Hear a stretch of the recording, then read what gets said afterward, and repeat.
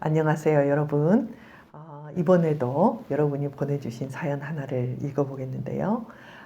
여러분께 부탁하고 싶은 것은 이렇게 보내주신 분들을 위해서 여러분들이 위로의 댓글도 좀 달아주시고, 또 여러분이 비슷한 경험을 했다면 나도 이렇게 했는데 이렇게 하니까 더 낫더라, 그런 방법들도 또 전해주셨으면 좋겠어요. 제가 이렇게 전문가이기도 하고 상담을 하는 사람이기도 하지만 저의 이 내용이 정답은 아니에요. 저의 입장에서 최선을 다해서 답해 드릴 뿐이거든요. 그러니까 여러분 모두가 힘을 합쳐주신다면 아마 이분들에게 더 큰 힘이 될 것 같아요. 자, 또 편지를 한번 읽어보죠. 안녕하세요, 교수님, 반갑습니다. 네, 저도 반가워요. 저는 지방에 살고 있는 30대 미혼 여성입니다. 교수님께서 꽃과 식물 키우는 걸 좋아하시던데 괜찮으시다면 저를 아카시아라고 불러주시겠어요? 아유, 이분이 30대인데 아카시아를 어떻게 이렇게 잘 알고 계시는지 모르겠어요. 제가 어렸을 때는 아카시아 나무가 굉장히 많았어요. 산에, 또 길가에. 근데 요즘은 이렇게 길가에 별로 없거든요. 산에는 있지만. 네, 좋아요, 아카시아님. 아카시아 꽃에 대한 추억이 있어서 그렇다고 합니다.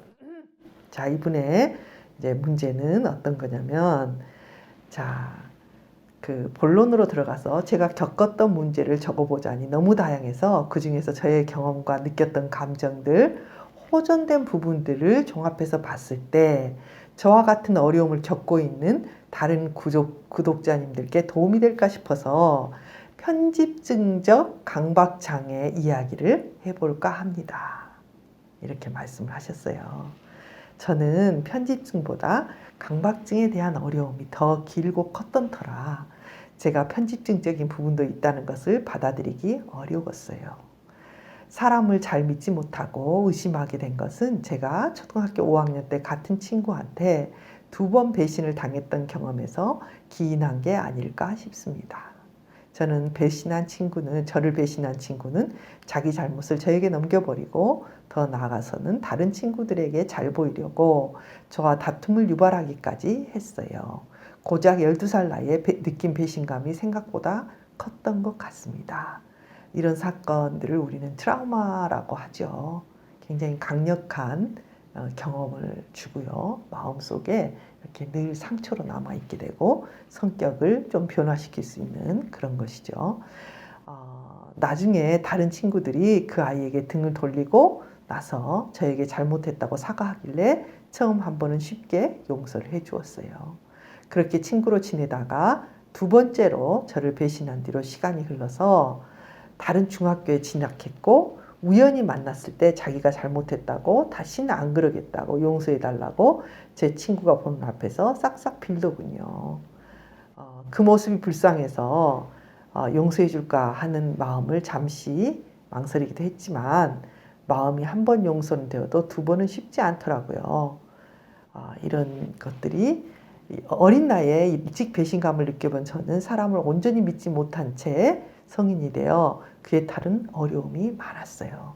순수하게 저를 도와주려고 하는 사람들을 볼 때면 나한테 원하는 게 뭐지 싶고 타고난 명랑함과 사교성 덕분에 새로운 사람들과 말을 잘 트지만 좀 더 깊은 우정을 나누는 것을 꺼려하고 이제 마음속에 이렇게 믿음이 안 가는 거죠.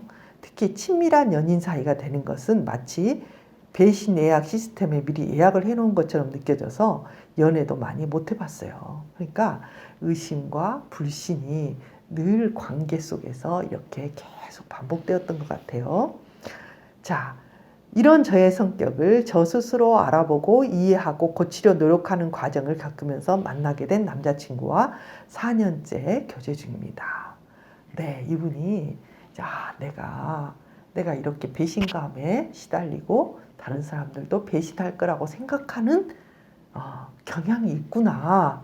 이걸 이분이 이제 깨닫고 그거를 스스로 알아보고 전 이런 게 되게 정말 대단하다고 박수 쳐드리고 싶어요. 고치려고 노력하는 과정을 겪었다는 거예요. 좀 이 과정을 조금 더 자세히 써줬더라면 좋았겠는데 아마 그런 걸 이해하려고 이런 동영상 스튜디오 오아시스에서 하는 동영상도 열심히 들으셨을 거고 사람들과 관계가 부딪혔을 때 다 너네들이 잘못했잖아. 너네들이 나를 속였잖아. 이렇게 생각하지 않고 내가 그런 경향이 있지. 뭐 이런 것들을 스스로 이렇게 자꾸 깨달아갔던 것 같아요. 저는 남자친구 덕분에 20년 만에 처음으로 사람에 대한 믿음이 생겼고 함께하는 시간이 길어질수록 더 단단해지는 믿음을 느끼며 행복한 요즘이에요. 이런 경험이 사람을 살리거든요. 정말 좋은 남자친구를 만나신 것 같아요. 이렇게 아마 처음 사귀었을 때 의심하고 화를 내거나 이런 경험을 아마 두 사람 관계도 했을 거예요. 그런데 그럴 때 아마 이 남자친구가 흔들림 없이 버텨주고 믿어주고 이렇게 견뎌주면 이런 의심을 가지고 있는 분들도 점점 마음이 이 믿을 수 있다 쪽으로 이제 갈 수가 있거든요. 그러니까 이제 아마 그렇게 했던 것 같아요. 좀 극단적으로 이분이 어떻게까지 생각을 했냐면 평생 사람을 믿지 못한 채 죽겠구나 그런 생각을 자주 했었대요. 이 생각이 어떤 생각이냐면 나는 남자든 여자든 누구하고도 깊이 믿고 사랑하지 못하겠구나. 나는 누구하고 만나도 저 사람이 나를 향해서 웃고 있지만 언젠가는 나를 배신하고 떠나겠지. 나를 싫어하겠지. 뭐 이런 생각을 계속 했다는 거죠. 이런 저도 좋은 사람 만나서 미래를 기대하며 행복하게 살고 있으니 편집적 성격을 가진 다른 분들도 행복해질 수 있다는 이야기를 하고 싶어요.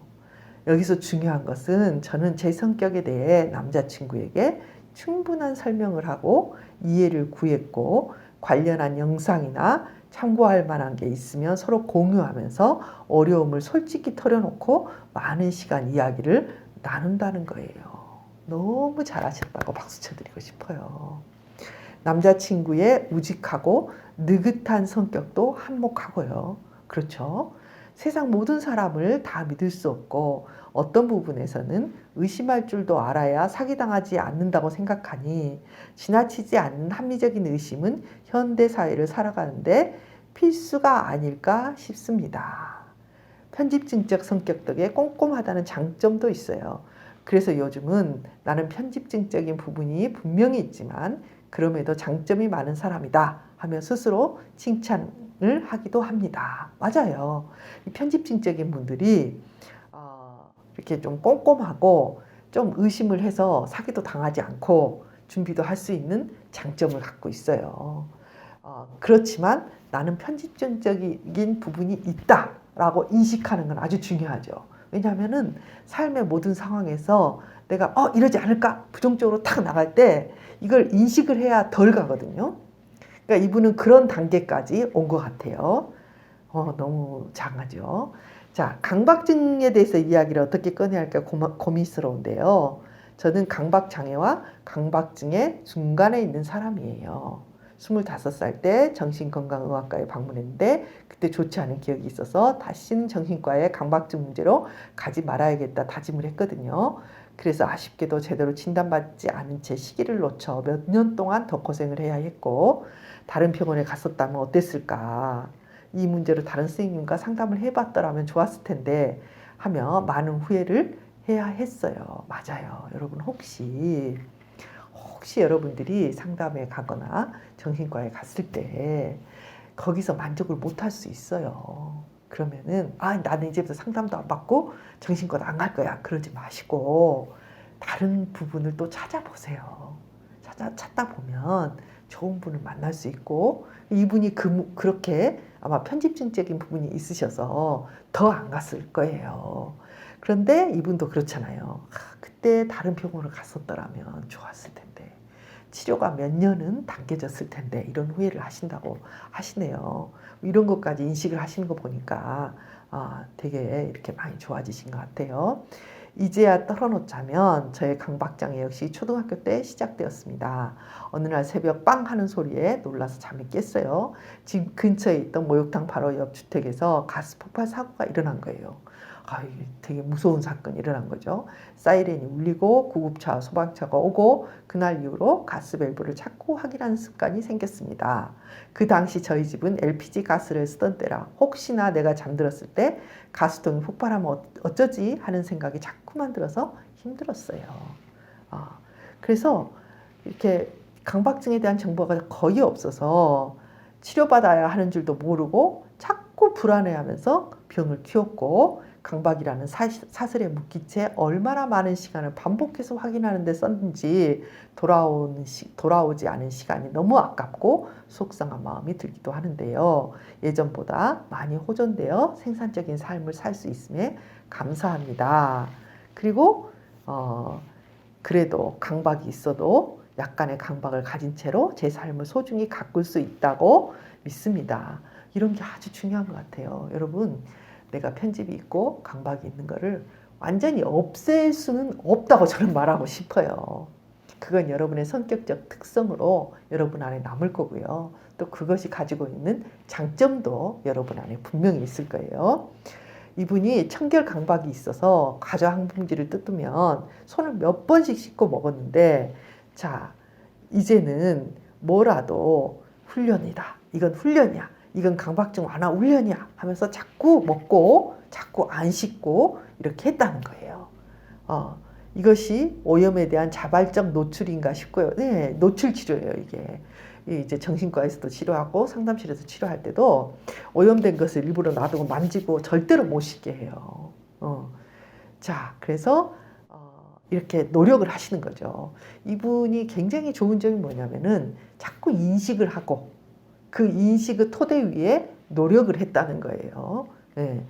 그 인식이 없이 노력을 할 수는 없죠. 매번 교수님의 영상이 업로드 될 때마다 랜선이지만 반가운 얼굴, 목소리로 큰 위안을 얻습니다. 여러분이 위안을 얻는 것이 저에게는 또 굉장한 기쁨이고 감사하기도 합니다. 이렇게 메일로 사연을 소개할 수 있는 기회를 주셔서 다시 한번 저라는 사람을 돌아볼 수 있었고 제 성격을 어떻게 보완해 갈지 생각하며 마음을 다잡기도 했답니다. 네, 좋은 사연이죠. 좋은 강의에 생각보다 구독자가 늘지 않아서 고민이 되지 못한데 걱정하지 마세요. 예, 저희 강의가 그렇게 뭐 빨리 이제 구독자가 늘지 않아요. 왜 그런가 이렇게 생각을 해보니까 저희 강의가 조금 전문적이죠. 재미가 있는 것도 아니고 되게 깊이 있게 이렇게 하는 이야기이기 때문에 이렇게 쉽게 생각하거나 재미가 없어서 이렇게 구독자가 빨리 늘지는 않아요. 그래도 또 이렇게 도움을 받는 분들이 계시고 꾸준히 이렇게 들어주시는 분들이 있어서 그래도 기쁘게 생각하고 이렇게 하고 있어요. 예. 자극적인 패스트푸드를 찾는 사람들이 산나물 맛을 오롯이 느끼려면 시간과 기회가 필요하듯 교수님 강의의 참맛을 느끼는 구독자가 서서히 더 늘어날 거예요. 감사합니다. 여러분, 이분의 이렇게 글을 읽으면서 제가 왜 이렇게 이런 유튜브를 하는가 의미를 굉장히 많이 찾아가요. 뭐냐면 모든 사람이 상담을 받을 수는 없잖아요. 그런데 어떤 분들은 이렇게 강의를 듣고 이런 것들을 전문적으로 배워가면서 자신이 이렇게 치료해 나가시는 분들이 꽤 많으시다니까요. 그래서 저는 참 좋아요. 여러분도 이분처럼 이렇게 힘든 부분이 있겠지만 자꾸 인식을 하고 조금씩 노력을 하고 여러분의 삶을 갖고 나간다면 이분이 그랬다잖아요. 나는 인생에 아무하고도 친밀하게 지내지 못하고 끝낼 거야. 이렇게까지 생각했다면 얼마나 힘든지 아시겠죠? 그런데 이렇게 관계를 가져가고 강박도 치료하는 방향으로 나가고 있고 중요한 건 이거예요. 그래, 나 편집도 있어. 그래, 나 강박도 있어. 그렇지만 나는 그래도 잘 살 수 있어. 이렇게 생각하는 거 정말 박수 쳐주고 싶어요. 우리 그 상담자들 사이에는 어떤 조크가 있냐면 약간의 편집과 약간의 강박을 갖고 있으면 성공의 지름길이다. 뭐 이런 말도 하거든요. 정말 그래요. 이분들이 그것을 조금만 극복만 하신다면 어떤 일을 하더라도요. 이런 분에게 맡겨놓으면요. 틀림이 없어요.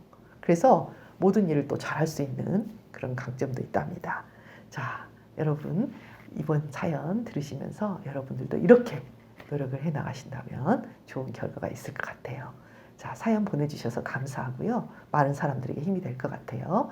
또 다음 시간에는 또 다른 사연으로 우리 모두 함께 도움을 받기로 해요. 다음 주에 또 만나요.